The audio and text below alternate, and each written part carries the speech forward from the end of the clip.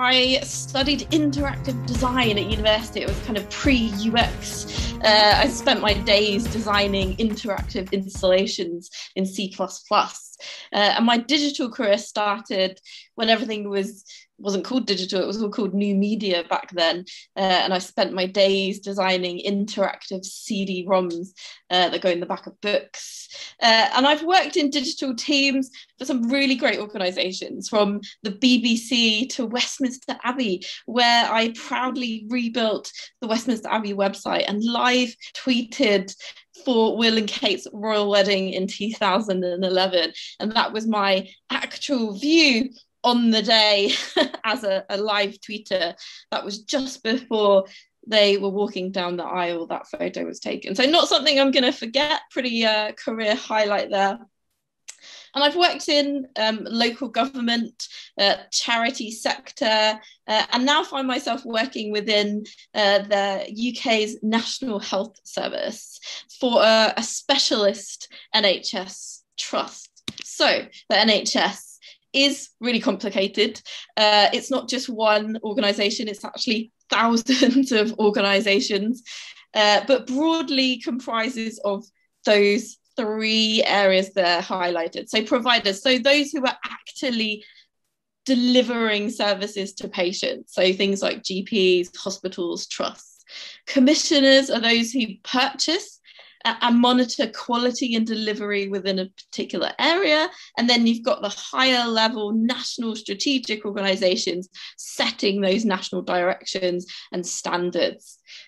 But I work for a hospital within that kind of provider category, Moorfields Eye Hospital, which has been the world leading eye centre for over 200 years.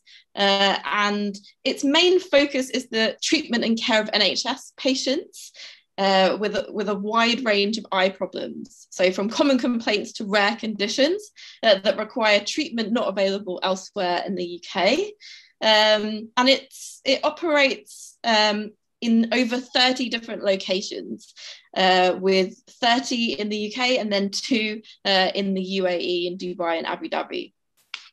So my role and remit, I joined Moorfields in October 2019, so really only a few months before the kind of COVID lockdown really hit.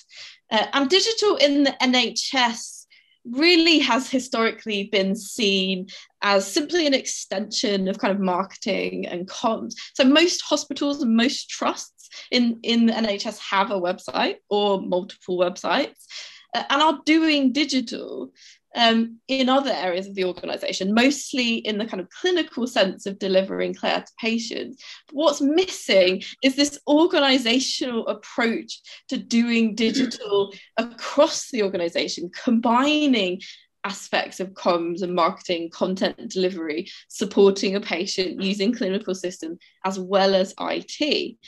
So Moorfields was very much the same when I joined. My role was a new role, which seems a bit staggering in 2021 that a head of digital didn't exist or a digital team didn't exist.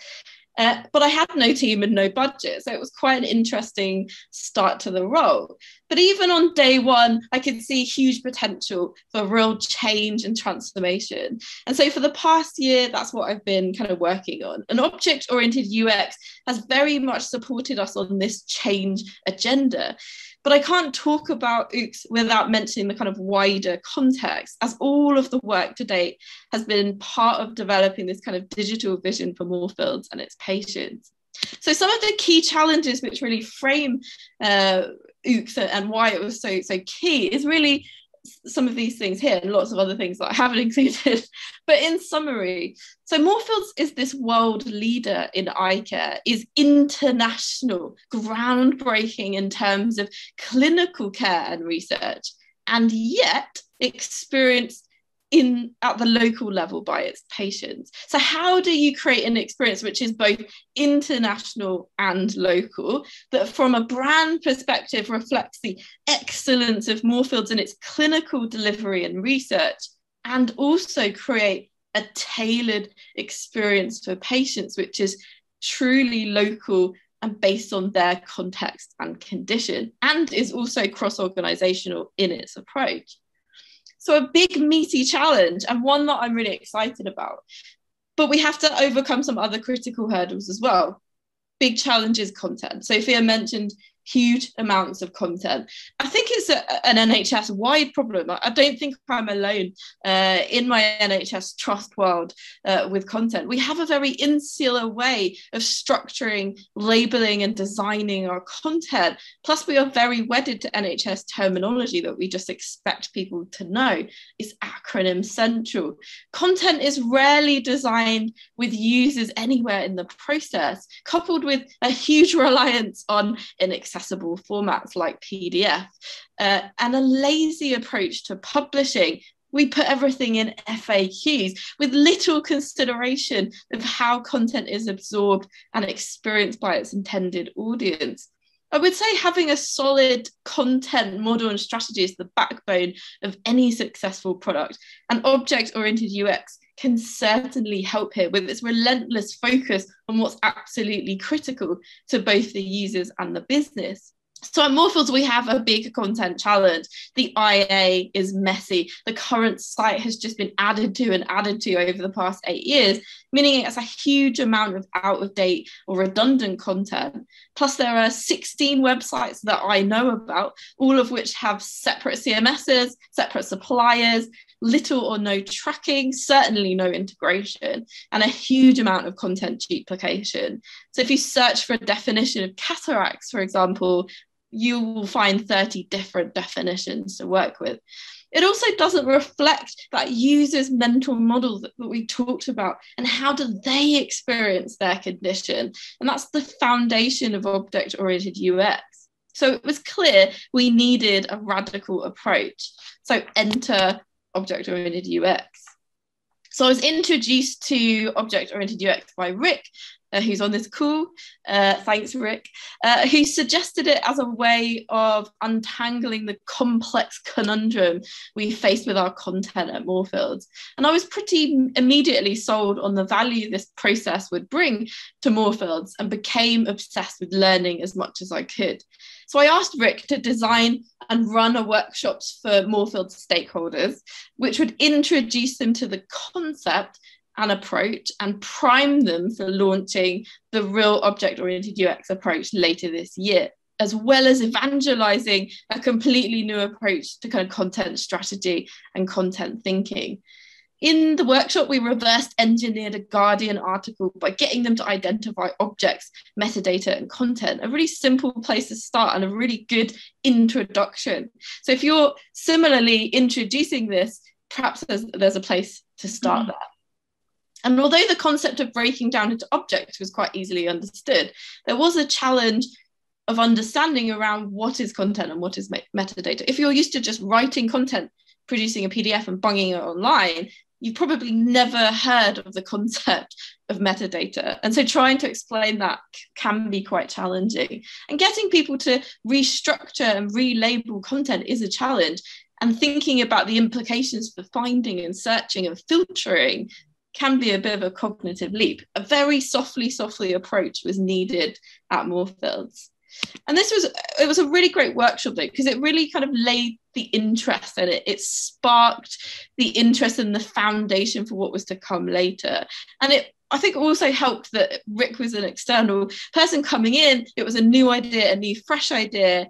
It really helped to have someone external come in and do that initial workshop to kind of feed the interest. And this was a really great quote from someone in the marketing team who really kind of started to understand, okay, you know, a website, there's a lot underneath it, and there's a lot that goes into designing a digital system or a service. It's an NHS wide problem. I don't think I'm alone in my NHS trust world with content. We have a very insular way of structuring, labeling and designing our content. Plus we are very wedded to NHS terminology that we just expect people to know. It's acronym central.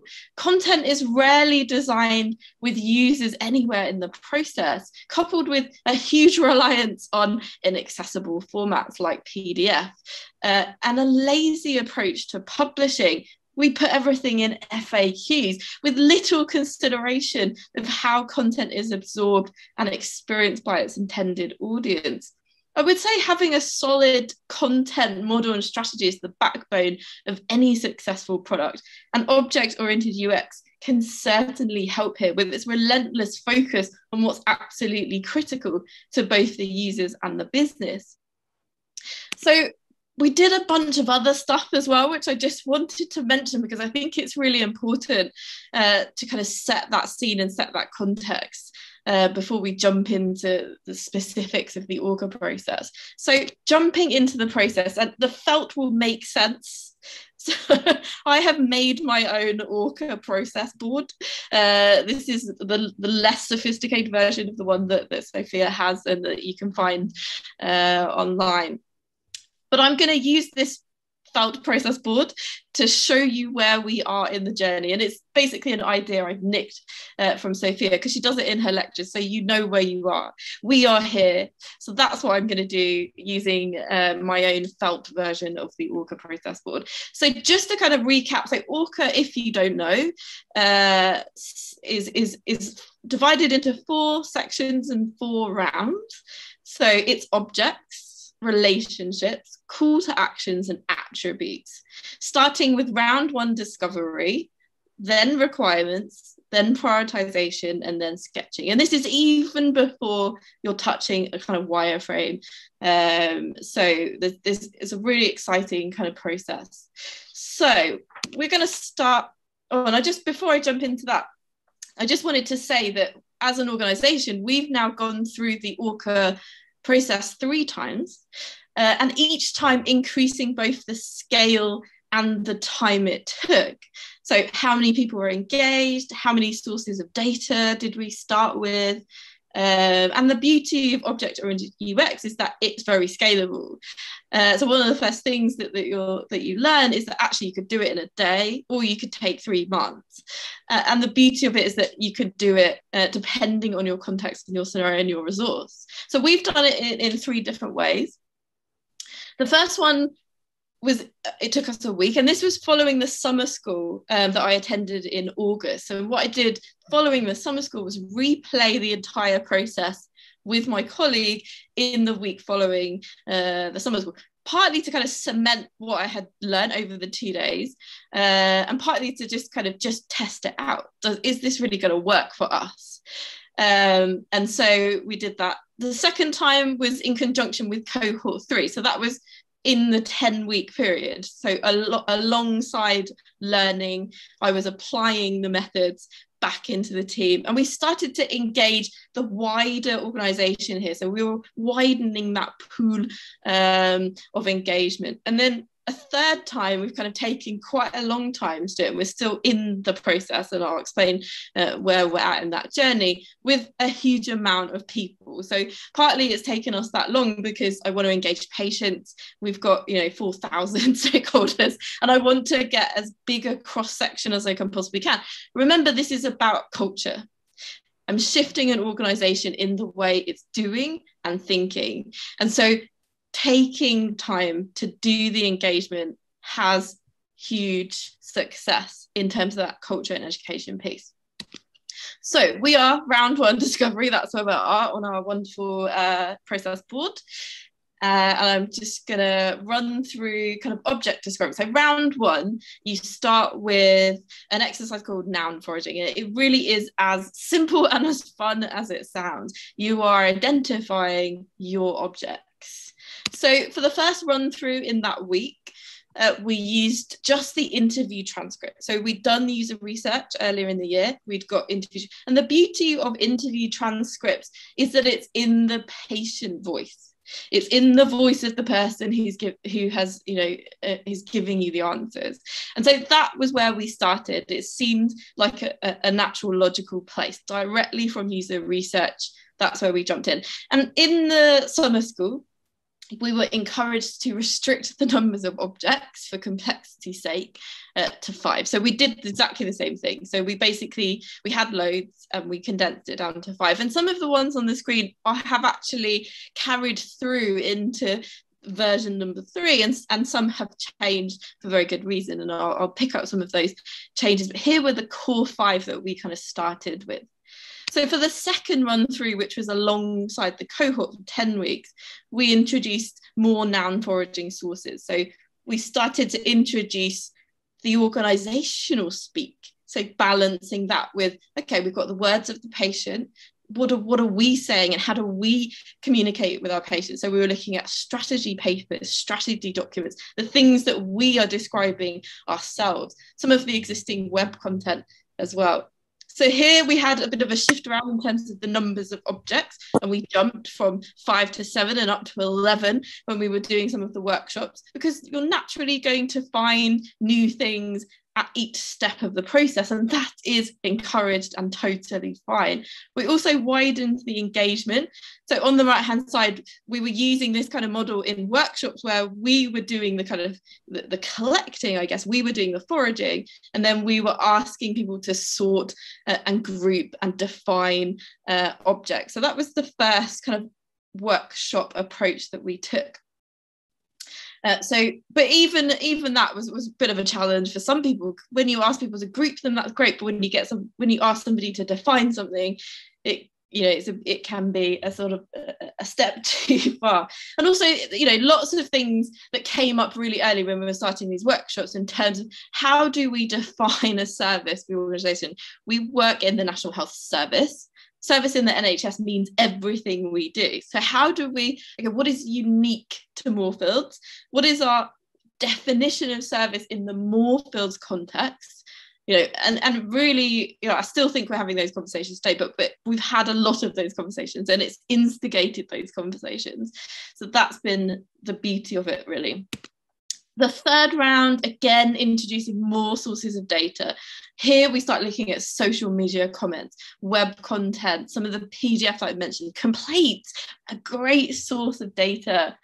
And we devised many workshops, including lots of patient workshops, and asked people to both identify, source, and sort objects. In each round, as I said, we gained more and more objects. And this group here is roughly where we're kind of at in our sort of object list, and I've got a closer detail to kind of see the objects at play, and I'll explain some of the changes. And we're thinking a little bit more about parent-child relationship with objects. So location's a key one here. So we've got main location of a hospital, then we've got sub-location of kind of a clinic or an area for where the treatment actually happens. So thinking about that was starting to kind of come out of these workshops. And we also use the workshops to capture actions as well, which I'll explain a little bit. So the R of ORCA, I'm going to tackle discovery and requirements in one, so it's a double point. It's like lo-fi pointing. But the second part of ORCA is relationships. So once you've identified your objects, you work out the relationships between those objects. This is really system modelling, but done in a really simple and engaging way, and one that anyone can really embrace. So the beauty of object-oriented UX for me is laying the foundations for some really complex stuff, but subtly you don't even realise. If I asked a stakeholder to come to a system modelling workshop, they would look at me very, very strangely. But but embracing them to come to an object workshop, looking at relationships, that's not so scary. But essentially, I am asking them to think about system modelling. I was a bit intimidated at first about this part of the process, but have really come to love applying this early thinking. And it has been only in the show and telling back to colleagues from the cohort that I've really learned its value in laying the foundations for system modelling, interaction design, and challenging colleagues to think about how objects relate to each other. So again, think about the stakeholders that I've got are mostly putting content in a PDF and bunging it online. Never are they thinking about relationships of that content. And so it can also be a bit of a cognitive leap here as well. So here we've got a couple of the examples of the model that we did in the first 2 rounds. So the first one, very small numbers of objects, so relatively easy to do in a diagrammatic way. Increasing the numbers of objects becomes a little bit more complex, and it becomes a little bit more unwieldy. But then you move into sort of a matrix model, and it becomes a lot easier to kind of model. But if you've got more than sort of 5 objects, we just jump straight into this kind of layout now. So we don't even do the diagram ones anymore in kind of workshops. But also we had to take a subtle approach in introducing the relationship idea. So the relationship's based on a cardinality model of like has one to many, has zero to many. And that can be quite complicated for somebody to get head around. But if you can just ask the basic question up front of, do you think there's a relationship between this and this? Often they will be able to say yes or no. So let's start fairly binary. Let's start with that. Is there a relationship, yes or no? Okay, let's have a conversation about that. What do you think that might look like? Here's a scenario. If I was a patient and I want to know where my treatment is, but also who I'm going to see, there's a relationship there between location and consultant. Boom. So that's how I tend to try to kind of explain the relationships up, by starting very subtly with just asking the basic question of, do you think there is a relationship here? Perhaps thinking of some imaginary scenarios based on the patient experiences that we've heard, and teasing out the relationships that way. We have, sorry, I'm just trying to remember where I put my object of the ones, but I think it's coming up. So CTA call to actions is the next one on the list, and we're going to look at call to action requirements. So in the discovery phase of ORCA, you're mostly working in Mural, but as you move into round 2, you start to introduce all of those other tools and templates that Sophia mentioned earlier. So round 2 is about defining requirements. And if you're a detail person, you are going to love this round. And some of the outputs of this round include a call to action matrix, an object guide, and you move from Mural into Trello, and you're applying complexity and detail onto the stuff that you've created in your discovery phase. The CTA matrix, which is the screenshot on the right, is just a screenshot of some of the call to action matrix that we've got. And on the left is an output of one of the patient workshops that we did, where we asked them to think about actions, like what were the things you want to do as a patient to some of these objects that we've identified. And we've used the outputs of that data directly into the CTA matrix. What we also did following the user discovery that we did earlier in the year was produce a set of user stories. Naturally, that's what happens at the end of a discovery phase. When you're doing your user research, you have a bunch of user stories. So here was an opportunity to cross-reference what we had done in that user research that we've done earlier in the year. But what's really good about the CTA matrix that I really love is applying another level on top of your user stories. So your user stories are the who and the what and the why. But here is laying another aspect of thinking about the when. So when does this action take place? Is it at the beginning of a user journey? Is it in the middle or at the end? Is it where you set a preference at the start of a journey? Where does it happen? So thinking about that very early thinking of interaction design is really nice, and can kind of tease that out of this process. So I think of it as kind of enhanced user stories, or user stories plus. So finally, there's attributes. And round 3 is about prioritization. And this is a key one for kind of project phasing, and if you need to establish a kind of MVP, what will your MVP? You need to do some prioritization. So we're currently running attribute prioritization workshops, which is another sorting and ranking exercise. So again, we've done the definition, and we're asking patients and stakeholders to validate by sorting and ranking the attributes that we've got. And here is the kind of object map as it stands in terms of those other objects that I mentioned that come up when you're doing the action workshops, when you're having those conversations with stakeholders. There's going to be some other ones.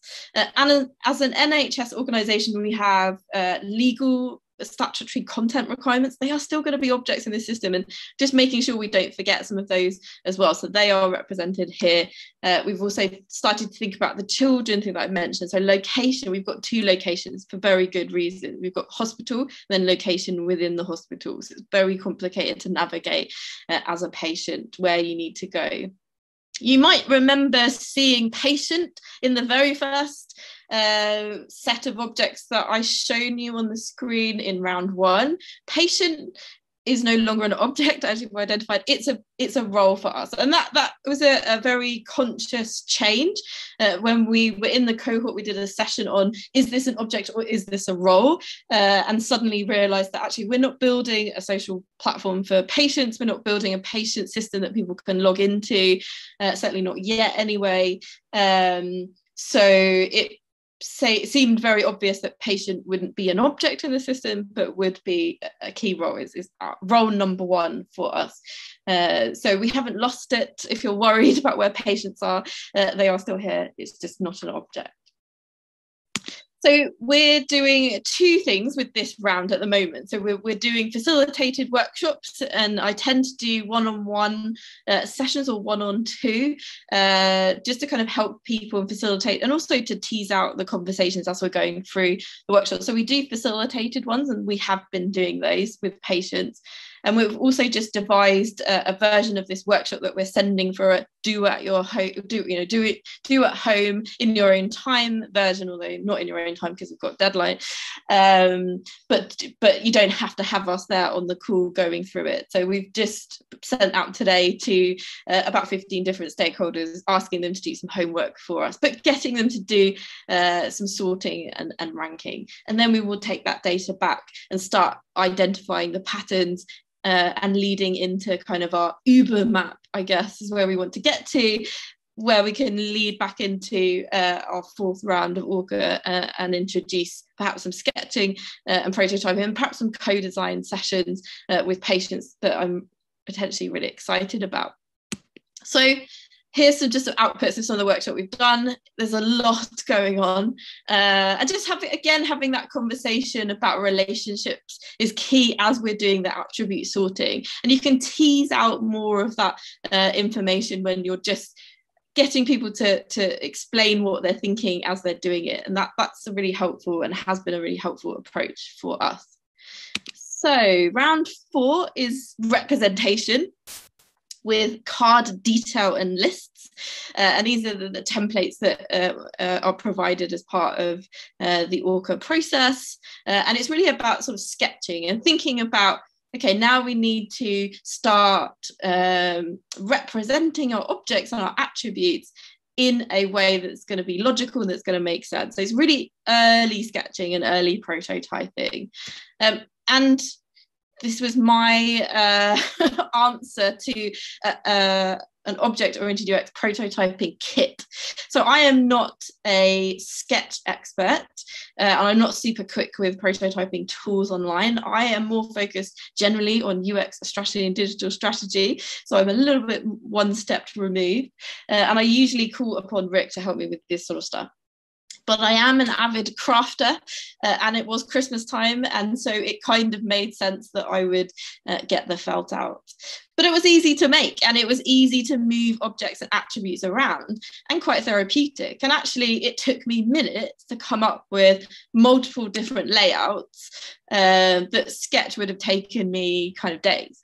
And I'm actually hoping, as I said, to do a sketching workshop with patients. I think it would be a really easy thing for people to get their head around by moving things around and really kind of engaging in this process. I'm kind of thinking about how to do this in person once we get back into the office, hopefully soon. So just to kind of sum up what we've done, with the workshop counts going up, we've done about 24 kind of individual workshops. We've analysed over 10,000 words, looking at things like interview transcripts, as I said, social media comments, emails, inquiries, complaints, survey responses, even patient letters and strategy papers. And we've foraged over 2,596 nouns, and we've kind of done our own manual count of the nouns. But if anyone knows of any noun counting tools, or if anyone wants to build one, that would be really helpful. So where are we on our journey? So we're kind of midway through, or perhaps a little bit over the midway mark in terms of our third run through of the process. And we're doing, kickstarting the audit again. So the content inventory that I mentioned that we've done, we're rethinking that to align that with our object map. So we're sort of kickstarting that process again.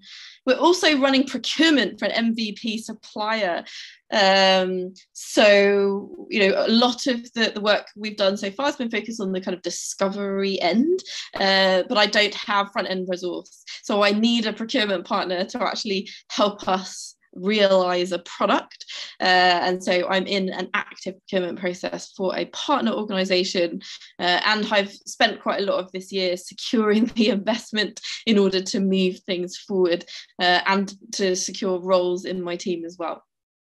I've been running regular lunch and learns in different aspects of kind of digital. We've done an UX one, we've done service design, we're doing accessibility next, and they've been really successful in that kind of education piece that I mentioned.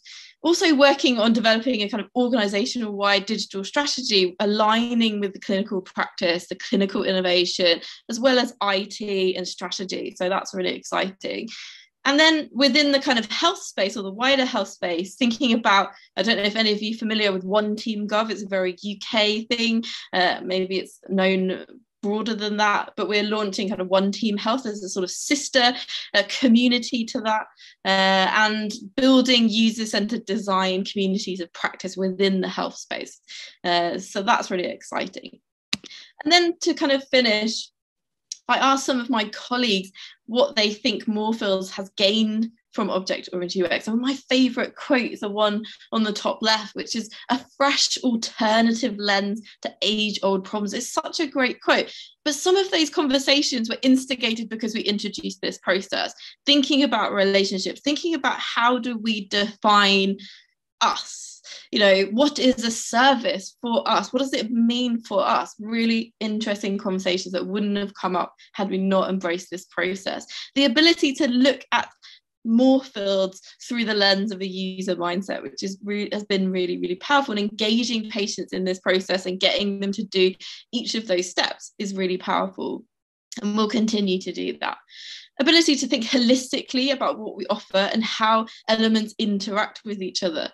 And this one's my favorite. So being able to apply some quite technical thinking, so interactivity, functionality, requirements, user stories, in a really subtle way without kind of really even realizing it. We've built evidence and data, and therefore more confidence in the direction of where we're going, and a new and exciting way to ensure users are front and center. And then personally for me, confidence is a big one. So I don't think I would have been able to implement Orca if I hadn't have gained the confidence through both the summer school and the cohort. New skills and approaches. I've built my UX armory with tools, techniques, templates, documents, and a new appreciation for Trello and Mural. Hopefully some great mentors and friends for life. And also that it doesn't have to be pretty, or I don't have to be a sketch master to be able to prototype. And then as I was putting this presentation together, it just struck me that object-oriented UX really enables us to keep one eye on the user and one on what's possible. And I think that's really key. And over to you guys. Questions? Feel free to go off mute and do a little applause.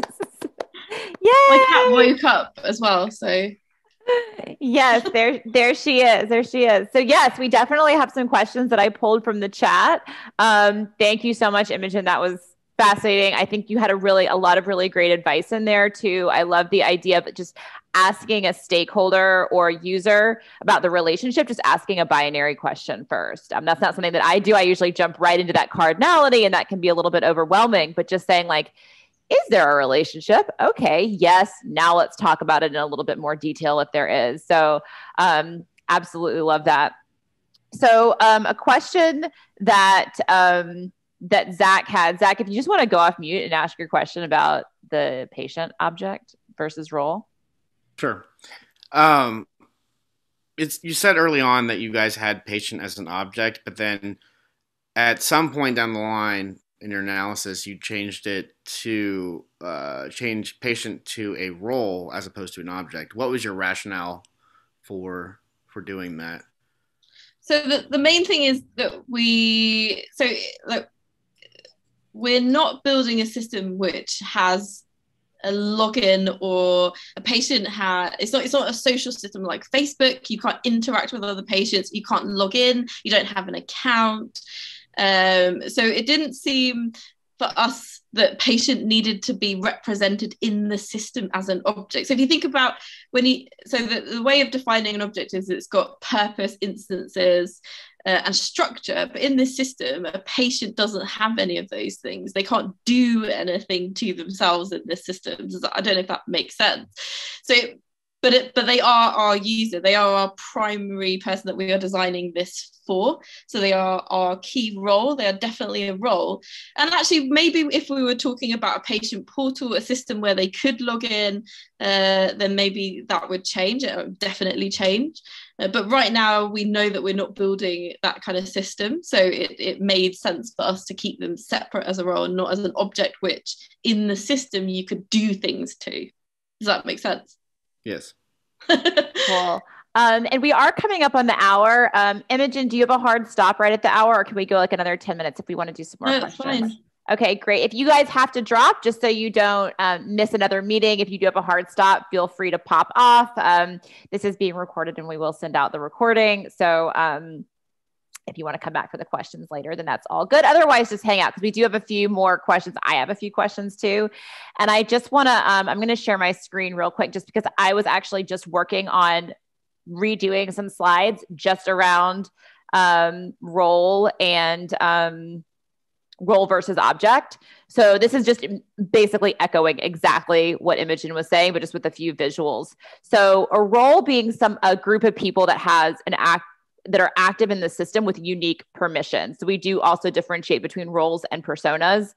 And an object is actually represented in the system and visible to other users. So if, for example, Imogen decided to, with Moorfields, they decided to do reviews. And so the cataract surgery, actually people could do reviews or testimonials, and then you'd have that person and you could like see the person, they had a picture of them and they had their name and they had like where they live or something like that. Okay, now we have structure. We have an image, we have a location where they live, we have a relationship to another object, which is what service was rendered for that person. Then maybe we would sort of upgrade that person to an actual object. If now they had logins, they had usernames and passwords. Now, even if a person has a username and password, they might not necessarily be an object in the system because they might be what we call a God object. So if I think about like my experience on, let me see if I can think of an app real quick, like my experience in, oh gosh, I don't have the example that I'm thinking of as a TMI example. Clue, my period app, okay? Like that is, I'm the only person looking at that, right? So this right here, I have a login, I have data and everything, but it's just me in there. So I'm the God object looking at that. So hopefully that makes a little bit more sense too. You can see we got quite a few more slides on that, but I want to go on to some other questions. Okay, so another question, from Pedro, how do you work with people whose responsibility is to take care of a catalog and identify the objects? I work at a broadcasting company who has people in charge of metadata and productions, but it's hard for them to think outside the already defined structure. Pedro, if you're still there, if you want to just go off mute and just kind of elaborate on your question a little bit more. Yeah, well, first of all, thank you for a great presentation. And this is pretty cool. I just have to say that to be here with all of you guys. Yeah, I work at a broadcasting company, as I said, and we have still a very like TV approach where you have a production and you make it and you put some metadata, and then in some sort of way we get that metadata, and that's how we use it in the streaming site. We have a streaming page. Think about it like Netflix and stuff like that, where you can like watch the shows. And the issue is always becomes like, I can point out like a very specific thing, such a word like serious. what's a series, what's a chapter in a series. It becomes so confusing for certain people, and they call the different stuff, and they cannot get out of their structure for it, because for them it is like that, and I want to present it in another way in the interface. So I just wanted to hear about like a little bit, since they are like librarians, their job is to make a catalog of stuff. How do you work with that so they get like the bigger picture of like what is an object and how to present it later in the service? Good question. I mean, I think a lot of the people that I'm working with are really wedded to things in a particular way as well, perhaps different, so that nobody knows what metadata is. So I'm dealing with a real lack of understanding across kind of content design, what is metadata. I'm having those kind of conversations, but people are very wedded to sort of old publishing. So as I said, that they produce documents left, right and center, PDFs, bunging things in FAQs, but really without thinking about the kind of relationships between things, how to present that in a different way, or even how do you or break down your content. So people are producing stuff which is all of the content in one place, and what I'm trying to do is get them to understand that actually if we take a more modular approach to how we structure our content, that actually we can reuse that content and rethink that content in lots of different ways. The approach is, I'm massive visionary of like what is possible in terms of digital. So I think one of the things that's really helped me is talking about like the art of the possible. So we're going to use this process, but actually here's the vision. We want to be able to do this, and here's a way of how we can get there. So maybe that's how you can start. You could start by really getting people excited about the possibility, and then kind of working back. Okay, in order to get there, we need to think about content differently. We need to think about relationships we need to start thinking about relationships, and maybe that's an approach. I don't know what others think. Yeah, thank you. I just want to say it really answered my question, because I feel that lack of oxygen in the conversation. Most of the people have been working like at least 10 years with the same systems, and there has not been that many updates. So it's hard to come with like new stuff and suddenly you want to change. But I understand that it's more about like painting a really beautiful picture and where to go and try to work with that. It can be a really powerful approach, definitely, of people. I understand that kind of change thing. I'm working with clinicians who have done things for 40 odd years, and I'm new in an organization, and I'm bringing all these new fresh ideas, and I hit a lot of resistance because people are stuck in their way. So I know that mindset, but I think people can really hook onto something if they can see, okay, well, if they can buy into the vision, then you've kind of got them, and then you can kind of work back and work them through the process or whatever you want to do next. I think you've got to find that hook, that thing that makes sense for them, and maybe you've got to think about what do they want out of this. Okay, put yourself in their shoes. What is their motivation, and try and kind of tease it out that way. That's a great answer, and I would just get like a really kind of a silly answer, I guess, that I would say, Pedro, is just from a broadcast perspective, check out the BBC. They've done so much work like this with, like I was just mentioning in the breakout room, this book here by this guy, Mike Atherton. A lot of his work that he did was at the BBC. It's very OUXy. He calls it content modeling or domain modeling, but it's figuring out what are the things, and they've had so much success with that. You can actually look at their ontologies. They're all publicly posted online. So I'm sure, you're nodding your head like, yeah. So maybe that can help you like show that vision and show what's possible. Right. Let's do one more question. Mark, if you're still here, sounds like you have a complicated question. So I'll just come off mute and let us know what's on your mind. I don't think it's too complicated. It's a lot of writing. I don't feel like reading it all. That's fine. I think it's a two-part question. So the first part was kind of, you mentioned you're on like kind of the third round of the Orca process at the moment. And I'm wondering if you started using the outputs from the first round to start, I guess, making change, using it, because it was obviously, You talked about it being done in a week, but that doesn't mean it's not useful or valuable. And then my second half of the question is, how do you judge when you've done enough of these kind of rounds of processes versus just, I guess, using that same time to do change? Because it's the same question we would have if doing a discovery alpha beta sort of approach. How much is enough discovery? So, yeah. I mean, I don't think, it's a really good question, because I kind of feel like there's never enough discovery and you could just keep going forever. Well, I kind of feel like you do keep going forever and ever, because you don't really stop the research and you don't stop the learning. But anyway, so the first part was, did we apply the first round stuff? Yeah, absolutely, we did. And even some of those, so we every time we ended up with a version of a map, we went back to the previous one. Okay, what were the changes?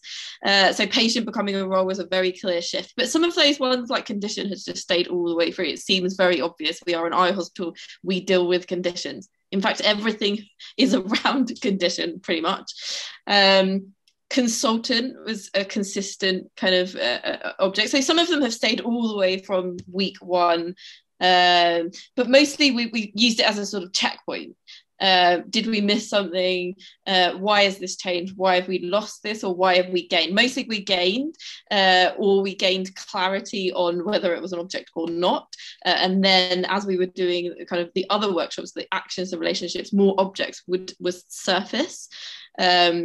So the first part, yes, absolutely. And we've always applied each of those outputs as we've gone along, and we've used them for checkpoints and discussion. In terms of how many is enough, I don't know. I feel like I want to get to the end of round 3. Whether we kind of do the whole thing again, I don't know. I haven't really decided, or whether. So I'm putting one of the guys in my team in cohort 4 and having a think about what aspect of what could we give her as a task to do. And I'm thinking something around the kind of location aspect is probably our most complicated thing. So I might give her the complicated stuff. I don't know. I'm undecided. I don't even know if many people do 3 rounds of it, to be honest. So I felt like we kept doing it in order to build up the conversations. We kept having such good engagement from it as well, that it just seemed logical for us to keep going with it. And also to widen the engagement to include patients meant that we had to do another round, really. Whether we'll do another one, I'm unsure at this stage, but we will definitely come back to the process, perhaps at a later date. I'm keen to move into alpha and actually start building an actual product. So at some point, I'm going to need to show the organisation that it is possible, and I'm not making it up. I guess, like you said there, around discovery is never being finished. It's I guess once you're in a position where you've got those the Trello boards and the Google Docs, you can keep them live and keep their living documents. They don't exactly. I think it's gaining just enough of that confidence where you feel like you can move to the next stage. If at the end of round 2, we still had loads of debates about like what is unique to Moorfields, how do we define a service? We hadn't answered those questions. Okay, maybe we still haven't totally answered them, but in doing the 3 rounds, we just gained that extra level of confidence. And I feel like you've got to make a call at some point. And I've got to go back to the business as well and say, okay, look, I now need to show you that your investment is sound. Okay, and now I need to actually realize a product with this. But I think it's just, what is that level of confidence that, makes you jump to the next stage, and then what doesn't, I think. And I think that one of my questions, and it's a question that I wanted to ask you, Imogen, that I get all the time, is like, how does this fit into an agile process? So, which, is which is, you're probably, a lot of people in the room here are thinking, wow, this is amazing that Imogen has been able to do this amount of research, do these amount of collaborative workshops, do this amount of discovery and information architectural thinking. And what are the developers doing? Are you involving the developers in this process? Are the developers sitting around waiting? What's going on with your dev team? So we don't have one, and that's been part of the challenge. Okay. So part of the procurement process that I mentioned is about securing a partner. So that's a development partner to help us realize. And part of the why it's taken so long is because I had to build a business case to get investment. So I had to do a bunch of work in order to show where we were going, and then in order to produce the business case, in order to get the buy-in, in order to get the resource. And then because we're such a large, complicated NHS organization, we have a very thorough procurement process. So it's very competitive. It takes about 4 months in order to get through that process before you can actually contract with someone. And we're contracting with someone for 2 years to help us be a development partner to take it. So ideally, the timelines perhaps wouldn't be like one and then the other, which is kind of what's happening, that we will basically finish the 3rd round before we've engaged a partner. That's not ideal. I would have preferred those timelines to have overlapped so that we engaged with a partner much earlier, because what's going to happen is that they're going to just have to download this entire year's worth of work, and that's going to be an interesting onboarding process. If you're following me on Twitter, I don't think it would be any much of a surprise. So hopefully the onboarding process is going to be a bit of a learning curve, but hopefully not. But I'm confident that we've done a huge amount of work that lays the foundation for us to move quickly into alpha. But ideally, I'd want to engage developers much sooner. Right. And for those of you that are working with a dev team, what I often say, if you're working with a dev team and you're in an agile environment where you're kind of feeling like a feature factory, what this can help you do is it can help you kind of move away from that just a little bit. So when you're iterating, you are iterating by what I call fidelity instead of like bits of functionality. So you are and also you're iterating, you're kind of chunking out the complexity by an object instead of by verb or action. So like divide your functionality. Like we have to divide complexity up into some sort of like chunks so that we're not releasing everything all at once. We don't want to go back to waterfall for sure, but how can we work with agile so that it works a little bit more to create holistic systems, and so we can get user-centered design in there. So object-oriented UX does help with that. And your developers should be involved in this process. So ideally for Imogen, I mean, that onboarding basically going to have to teach them OOUX, and it'll most likely, and in my experience, it'll resonate real hard with your developers, because this is the way that you're structuring your objects is how the database needs to be structured too. So there's this really nice corollary. So if you are working with developers that are like hounding you for like, where's my wireframes so that I can build this feature, what you can do is you can bring them into this process. It'll probably be baby steps at first. Bring them into the process, workshop with them. They will be they will keep you honest on like, oh, well, maybe there's a natural connection between these two objects, but those databases don't talk to each other right now. So we're going to have to build a really complex API or something like that. So they're going to be able to help you know what's possible. So you bring them along the journey through this. If it takes 2 or 3 weeks, maybe 2 or 3 months, but this can be done in 2 or 3 weeks. And then what you do is through the prioritization round, then you can chunk it up and you can actually build object-oriented use cases, user stories. So there are ways. We probably need to do a whole other happy hour just on OUX and Agile. But I think that's it. Those are all the questions. We've already gone back. I did make object-oriented UX a key requirement as part of who we were choosing as part of the tender process. So that's been quite interesting. Lots of really interesting responses to that particular requirement. So yeah, but also I'm bringing Agile into an organization, right? So I've also got to now show the organization how to do Agile. It never ends. Yes. I mean, that's, yeah. John, maybe we can talk more about OUX and Agile. I don't want to do that presentation. I have lots of ideas on that, but we probably need to do a happy hour just on that. And maybe how like OUX can help swing Agile a little bit more toward the holistic design and user-centered design, because we don't want to be feature factories. Thank you all for coming. Imogen, thank you so much for your energy and your presentation and all of your insights. And I'll see you all next time. Have a great rest of your day. Cheers. Happy OUXing.